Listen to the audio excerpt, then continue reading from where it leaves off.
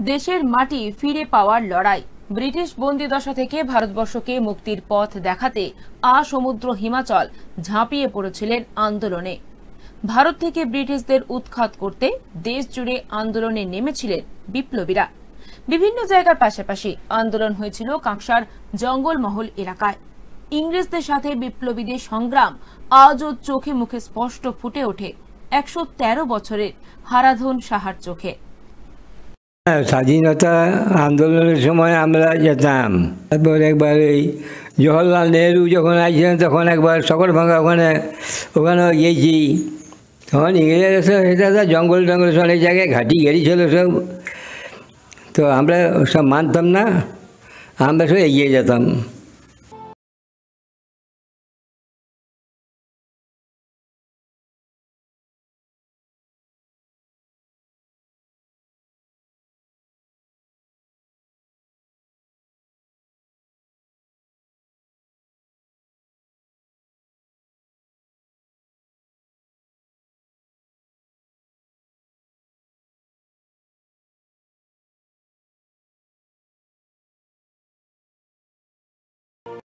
স্বাধীনতা আন্দোলনের সময় আমরা যেতাম।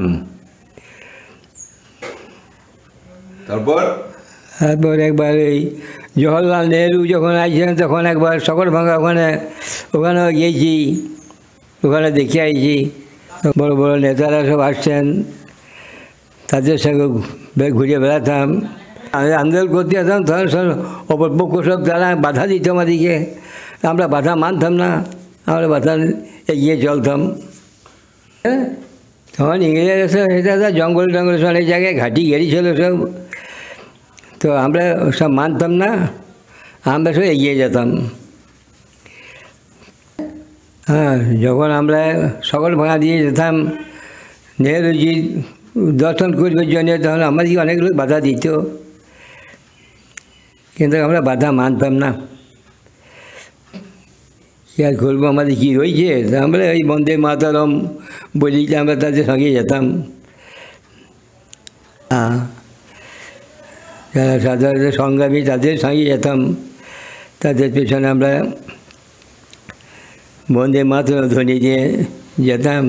পূর্তি স্বাধীনতা দিবসে আমি আমার দেশবাসীকে সকলকে শুভেচ্ছা জানাচ্ছি।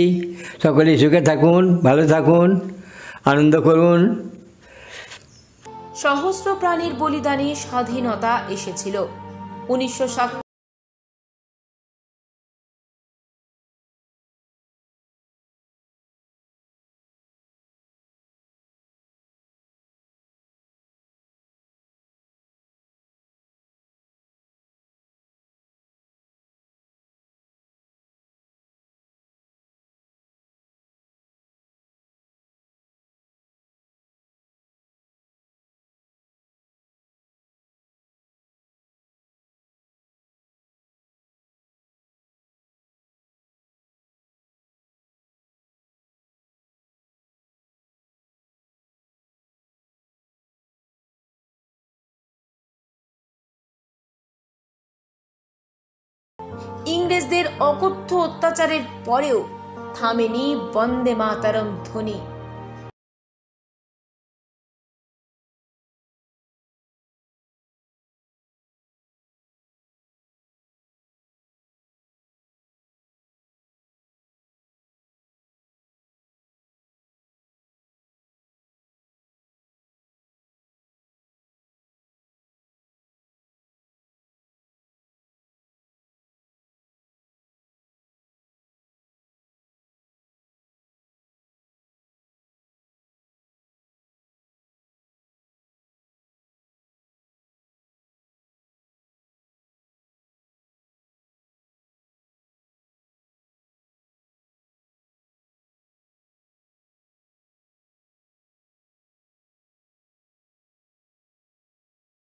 পালন করেছেন বৃহত্তম সেবাশ্রমের প্রতিষ্ঠাতা সর্বজন ব্যতীত ১৯১১ সাল থেকে আজ অবধি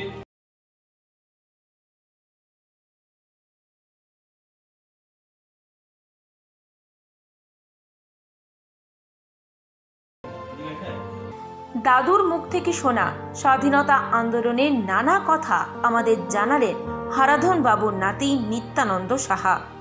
দাদুর মুখ থেকে বিভিন্ন রকম শুনেছি যে দাদু তখন এমনি স্বাধীনতা আন্দোলনে যাওয়ার চেষ্টা করতো, তখন এই বিভিন্ন জায়গায় আটকাতো, যেমন এদিকে গড় জঙ্গল দিকে দেগুলে গেলে এদিকে আটকানো হতো, এদিকে যদি বালিজুড়ি বা লাউদ হয় তখন এই কাঁটাবেড়িয়া বরগড়ে এদিকে আটকানো হতো, সাগরভাঙা যখন জওহরলাল নেহরু আসতো আন্দোলনের জন্য তখন এখানে আটকানো হতো, মানে মলানদিঘি জঙ্গলে এখানে আটকানো হতো। তাও বিভিন্ন গ্রামবাসীকে নিয়ে লুকিয়ে লুকিয়ে যেত, তারা যেই সাইডে ওরা থাকতো দেখতো, অপর সাইডের দিকে যে আন্দোলন করতো। এখন 113 বছর বয়স, এখন অনেক সুস্থ। হ্যাঁ, নিজে কাজ নিজেই করে সব কিছু। দেশের